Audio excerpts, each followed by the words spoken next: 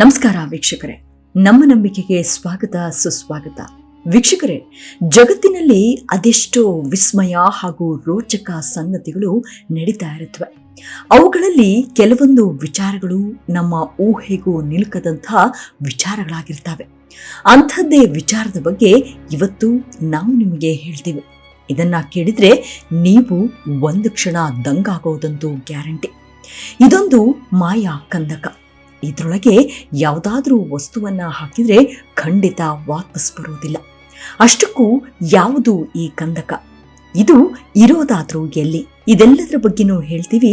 ಅದಕ್ಕೂ ಮೊದಲು ನಮ್ಮ ನಂಬಿಕೆಗೆ ನಿಮ್ಮ ಬೆಂಬಲವಿರಲಿ. ಸ್ನೇಹಿತರೆ, ಅಮೆರಿಕದ ವಾಷಿಂಗ್ಟನ್ ಅನ್ನೋ ನಗರದಲ್ಲಿ ಮೆಲ್ ವಾಲ್ಟರ್ ಅನ್ನೋ ವ್ಯಕ್ತಿ ವಾಸವಾಗಿರ್ತಾನೆ. ಆತನ ಮನೆಯ ಪಕ್ಕದಲ್ಲಿ ಬೃಹತ್ ಕಂದಕವೊಂದಿತ್ತು. ಆತನ ಜಮೀನಿನ ಒಳಗಡೆ ಆ ಕಂದಕ ಇದ್ದಿದ್ರಿಂದ ಮೆಲ್ ವಾಲ್ಟರ್ ಅದರ ಮಾಲೀಕನಾಗಿದ್ದನು. 1997ರಲ್ಲಿ ರೇಡಿಯೋ ಶೋಗೆ ಬಂದಿದ್ದ ಮೆಲ್ ವಾಲ್ಟರ್ ಆ ಕಂದಕದ ಹಿಂದಿರೋ ರಹಸ್ಯಕಾರಿ ವಿಚಾರಗಳನ್ನ ಬಿಚ್ಚಿಟ್ಟಿದ್ರು.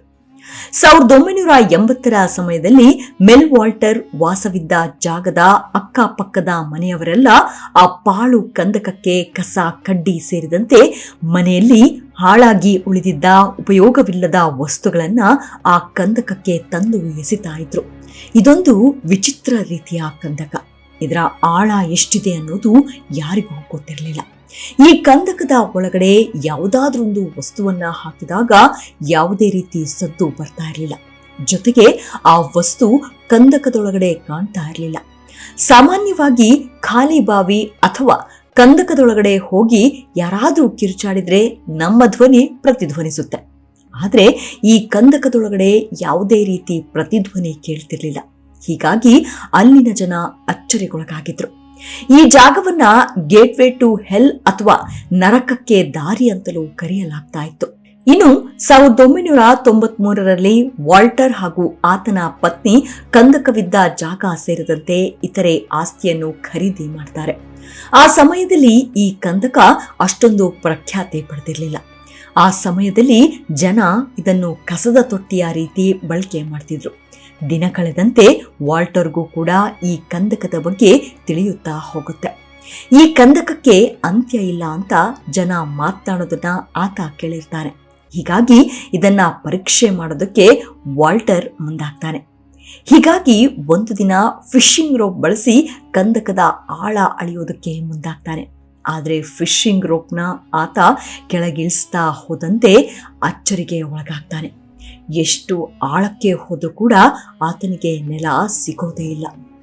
ಬರೋಬ್ಬರಿ 24 ಕಿಲೋಮೀಟರ್ ಆಳಕ್ಕೆ ಹೋದ್ರೂ ಆ ಕಂದಕಕ್ಕೆ ಅಂತ್ಯ ಅನ್ನೋದೇ ಇರಲಿಲ್ಲ. ಆಗ್ಲೇ ವಾಲ್ಟರ್ಸ್ಗೆ ಅನ್ಸಿದ್ದು ಈ ಕಂದಕಕ್ಕೆ ಸೂಪರ್ ನ್ಯಾಚುರಲ್ ಪವರ್ ಇರಬಹುದು ಅಂತ. ನಮ್ಗೆಲ್ಲ ಗೊತ್ತಿರೋ ಹಾಗೆ ಜಗತ್ತಿನ ಅತ್ಯಂತ ಆಳವಾದ ಕಂದಕ ಕರ್ನಾಟಕದ ಕೋಲಾರದಲ್ಲಿದೆ. ಬ್ರಿಟಿಷರ ಕಾಲದಲ್ಲಿ ಇಲ್ಲಿರೋ ಭೂಮಿಯ ಆಳದಿಂದ ಚಿನ್ನವನ್ನ ತೆಗೆಯೋದಕ್ಕೆ ಇಂಥದೊಂದು ಮಹಾ ಕಂದಕವನ್ನ ತೋಡಲಾಗಿತ್ತು. ಇದರ ಆಳ ಭೂಮಿಯಿಂದ 12 ಕಿಲೋಮೀಟರ್ನಷ್ಟಿದೆ. ಮತ್ತೊಂದು ವಿಚಾರವನ್ನ ವಾಲ್ಟರ್ ಗಮನಿಸ್ತಾನೆ. ಅದೇನೆಂದ್ರೆ ಆತನ ನಾಯಿ ಆ ಕಂದಕ ಅಂದ್ರೆ ತುಂಬಾನೇ ಭಯ ಪಡ್ತಿತ್ತು. ಕಂದಕದ ಬಳಿ ಹೋದಾಗ್ಲೆಲ್ಲ ಆ ನಾಯಿ ಸಿಕ್ಕಾಪಟ್ಟೆ ಬೊಗಳ್ತಾ ಇತ್ತು. ಆತ ತನ್ನ ಶ್ವಾನವನ್ನ ಆ ಕಂದಕದ ಹತ್ತಿರ ಕರೆದುಕೊಂಡು ಹೋದಾಗ್ಲೆಲ್ಲ ಭಯ ಪಟ್ಟು ಅಲ್ಲಿಂದ ಓಡಿ ಹೋಗ್ತಿತ್ತು. ಇಷ್ಟೆಲ್ಲ ಆದ್ಮೇಲೆ ವಾಲ್ಟರ್ ಮನಸ್ಸಿನಲ್ಲಿ ಏನೋ ಒಂಥರ ಕಳವಳ ಉಂಟಾಗುತ್ತೆ. ಹೀಗಾಗಿ ಒಂದು ದಿನ ಆತ ತನ್ನ ಅಕ್ಕಪಕ್ಕದ ಮನೆಯವರ ಬಳಿ ಈ ಕಂದಕದ ಬಗ್ಗೆ ಕೇಳೋದಕ್ಕೆ ಶುರು ಮಾಡ್ತಾನೆ. ಆಗ ಅವರೆಲ್ಲ ತಮಗಾದ ವಿಚಿತ್ರ ಅನುಭವಗಳ ಬಗ್ಗೆ ಒಂದೊಂದಾಗಿ ಬಿಚ್ಚಿಡ್ತಾ ಹೋಗ್ತಾರೆ. ಓರ್ವ ವ್ಯಕ್ತಿ ಹೇಳ್ತಾರೆ, ನನ್ನ ಶ್ವಾನ ಸತ್ತ ನಂತರ ನಾನು ಅದನ್ನ ಕಂದಕದ ಒಳಗಡೆ ಹಾಕಿದ್ದೆ. ಆದ್ರೆ ಕೆಲವು ದಿನಗಳ ಬಳಿಕ ಅಚ್ಚರಿ ಎಂಬಂತೆ ಅದೇ ನಾಯಿ ನನ್ನ ಮನೆಯ ಅಕ್ಕಪಕ್ಕದಲ್ಲಿ ಓಡಾಡ್ತಾ ಇತ್ತು. ನಾನು ಆ ನಾಯಿಯನ್ನು ಸರಿಯಾಗಿ ಗಮನಿಸಿದಾಗ ಶಾಕ್ಗೆ ಒಳಗಾಗಿದ್ದೆ. ಯಾಕಂದ್ರೆ ನಾನು ಕಂದಕದ ಒಳಗಡೆ ಹಾಕಿದ್ದ ಅದೇ ನಾಯಿ ವಾಪಸ್ ಬಂದಿತ್ತು. ಆಗ ವಾಲ್ಟರ್ ಆತನ ಬಳಿ, ನಿಮಗೆ ಹೇಗೆ ಗೊತ್ತು ಅದು ನಿನ್ನದೇ ನಾಯಿ ಅಂತ ಕೇಳ್ತಾನೆ. ಆಗ ಆ ವ್ಯಕ್ತಿ, ಆತ ತನ್ನ ನಾಯಿಗೆ ಹಾಕಿದ್ದ ಬೆಲ್ಟ್ ಅದರ ಕುತ್ತಿಗೆಯಲ್ಲಿ ಇತ್ತು. ಜೊತೆಗೆ ಅದು ನನ್ನ ಬಳಿ ಎಂದಿನಂತೆ ಆತ್ಮೀಯವಾಗಿ ವರ್ತಿಸ್ತಾ ಇತ್ತು ಅಂತ ಹೇಳ್ತಾನೆ. ಹಾಗಿದ್ರೆ ಆ ಕಂದಕಕ್ಕೆ ಸತ್ತವರನ್ನ ಬದುಕಿಸುವ ಸಾಮರ್ಥ್ಯವೂ ಇತ್ತ ಅನ್ನೋ ಪ್ರಶ್ನೆ ಮೂಡುತ್ತೆ. ಇದಾದ ಬಳಿಕ ಆತ ರೇಡಿಯೋ ಶೋ ಒಂದರಲ್ಲಿ ಆ ಕಂದಕದ ಹಾಗೂ ಆ ಕಂದಕದಿಂದ ಆದ ವಿಚಿತ್ರ ಅನುಭವದ ಬಗ್ಗೆ ಇಡೀ ಜಗತ್ತಿನ ಜೊತೆ ಹಂಚಿಕೊಳ್ತಾನೆ. ಇದಾದ ಬಳಿಕ ವಾಲ್ಟರ್ಸ್ಗೆ ತುಂಬಾನೇ ಕೆಟ್ಟ ಅನುಭವಗಳು ಆಗೋದಕ್ಕೆ ಶುರುವಾಗುತ್ತೆ. ಒಂದು ದಿನ ಅಚಾನಕ್ ಆಗಿ ಇಬ್ಬರು ವ್ಯಕ್ತಿಗಳು ಬಂದು ವಾಲ್ಟರ್ಸ್ ಬಳಿ ಕಂದಕದ ಬಳಿ ಹೋಗಬಾರ್ದು ಅಂತ ಹೇಳ್ತಾರೆ. ಜೊತೆಗೆ ಅದು ಸರ್ಕಾರಿ ಆಸ್ತಿಯಾಗಿ ಬದಲಾಗಿದೆ ಅನ್ನೋ ಎಚ್ಚರಿಕೆಯನ್ನು ನೀಡ್ತಾರೆ. ಆಗ ವಾಲ್ಟರ್ಸ್ ಹೇಳ್ತಾನೆ, ಅದು ನನಗೆ ಸೇರಿದ ಆಸ್ತಿ ಅಂತ. ಈ ಸಮಯದಲ್ಲಿ ಆ ಇಬ್ಬರು ಒಂದು ಮಾತನ್ನ ಹೇಳ್ತಾರೆ. ಈ ಮಾತು ಕೇಳಿ ವಾಲ್ಟರ್ ಒಂದು ಬಾರಿ ದಂಗಾಗಿ ಹೋಗ್ತಾನೆ. ಆ ಕಂದಕದ ಬಳಿ ಈಗಷ್ಟೇ ಪ್ಲೇನ್ ಕ್ರಾಶ್ ಆಗಿದೆ, ಹೀಗಾಗಿ ಅಲ್ಲಿ ಕಾರ್ಯಾಚರಣೆ ನಡೀತಿದೆ. ಈ ಸಮಯದಲ್ಲಿ ಅಲ್ಲಿ ಯಾರು ಹೋಗದಿದ್ರೆ ಒಳ್ಳೆಯದ್ದು. ಜೊತೆಗೆ ನೀನು ನಿನ್ನ ಮನೆಯನ್ನ ಅಲ್ಲಿಂದ ಶಿಫ್ಟ್ ಮಾಡಿದ್ರೆ ಒಳ್ಳೆಯದ್ದು. ನಿನ್ನ ಜಾಗವನ್ನು ನಮಗೆ ಮಾರಾಟ ಮಾಡು ಅಂತಾರೆ. ಅಸಲಿಗೆ ಆ ಇಬ್ಬರು ಆತನ ಪಾಡ್ಕಾಸ್ಟ್ ನೋಡಿದ ನಂತರ ಅಲ್ಲಿಗೆ ಬಂದಿರ್ತಾರೆ ಹಾಗೂ ವಾಲ್ಟರ್ಗೆ ಆ ಜಾಗವನ್ನ ಬಿಟ್ಟು ಹೋಗುವಂತೆ ಧಮಕಿ ಹಾಕಿದ್ರು. ನೀನು ಇಲ್ಲಿಂದ ಹೋಗದಿದ್ರೆ ನಿನ್ನನ್ನು ಅರೆಸ್ಟ್ ಮಾಡಿಸ್ತೀವಿ, ಡ್ರಗ್ಸ್ ಮಾರಾಟದ ಆರೋಪ ಹೊರಿಸಿ ನಿನಗೆ ಶಿಕ್ಷೆ ಕೊಡಿಸ್ತೀವಿ ಅಂತೆಲ್ಲ ಹೆದರಿಸ್ತಾರೆ. ಆ ಜಾಗದಲ್ಲಿ ಯಾವುದೇ ರೀತಿ ಫ್ಲೈಟ್ ಕ್ರಾಶ್ ಆಗಿರಲಿಲ್ಲ. ಅವರು ಆತನ ಬಳಿ ಸುಳ್ಳು ಹೇಳಿದ್ರು ಅಂತ ವಾಲ್ಟರ್ಗೆ ಗೊತ್ತಾಗುತ್ತೆ.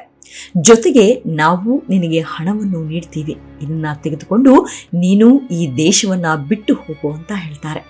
ಆ ಸಮಯದಲ್ಲಿ ವಾಲ್ಟರ್ ಅಷ್ಟೊಂದು ಸ್ಥಿತಿವಂತನಾಗಿರೋದಿಲ್ಲ. ಹೀಗಾಗಿ ಅವರು ಕೊಟ್ಟ 1.5 ಕೋಟಿ ಹಣವನ್ನ ತೆಗೆದುಕೊಂಡು ಅಮೆರಿಕ ಬಿಟ್ಟು ಸೀದಾ ಆಸ್ಟ್ರೇಲಿಯಾಕ್ಕೆ ಹೋಗಿ ಅಲ್ಲಿ ಸೆಟ್ಲ್ ಆಗ್ತಾನೆ. ಆಸ್ಟ್ರೇಲಿಯಾದಲ್ಲಿ ಕೆಲವು ವರ್ಷಗಳ ಕಾಲ ನೆಲೆಸಿದ ನಂತರ ಆತನಿಗೆ ತನ್ನ ಮನೆಯ ನೆನಪಾಗೋದಕ್ಕೆ ಶುರುವಾಗುತ್ತೆ. 2000ನೇ ಇಸ್ವಿಯಲ್ಲಿ ವಾಲ್ಟರ್ ಮತ್ತೆ ಅಮೆರಿಕಕ್ಕೆ ತನ್ನ ಕುಟುಂಬ ಸಮೇತ ಬರ್ತಾನೆ. ಹೆಂಡತಿ ಮಕ್ಕಳನ್ನು ಕ್ಯಾಬ್ ಬುಕ್ ಮಾಡಿ ಅಪಾರ್ಟ್ಮೆಂಟ್ಗೆ ಕಳುಹಿಸಿ ಕೊಡ್ತಾನೆ. ಆದರೆ ಆತ ತನ್ನ ಹಳೆಯ ಮನೆ ಇದ್ದ ಕಂದಕದ ಜಾಗಕ್ಕೆ ತೆರಳುತ್ತಾನೆ. ಈ ಸಮಯದಲ್ಲಿ ಆತನಿಗೆ ವಿಚಿತ್ರ ಅನುಭವ ಆಗೋದಕ್ಕೆ ಶುರುವಾಗುತ್ತೆ.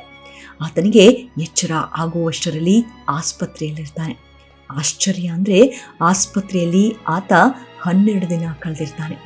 12 ದಿನಗಳ ಕಾಲ ಆತ ಪ್ರಜ್ಞೆ ತಪ್ಪಿರ್ತಾನೆ. ತಕ್ಷಣವೇ ತನ್ನವರಿಗೆ ಕಾಲ್ ಮಾಡಿ ಎಲ್ಲಾ ವಿಚಾರವನ್ನ ತಿಳಿಸ್ತಾನೆ.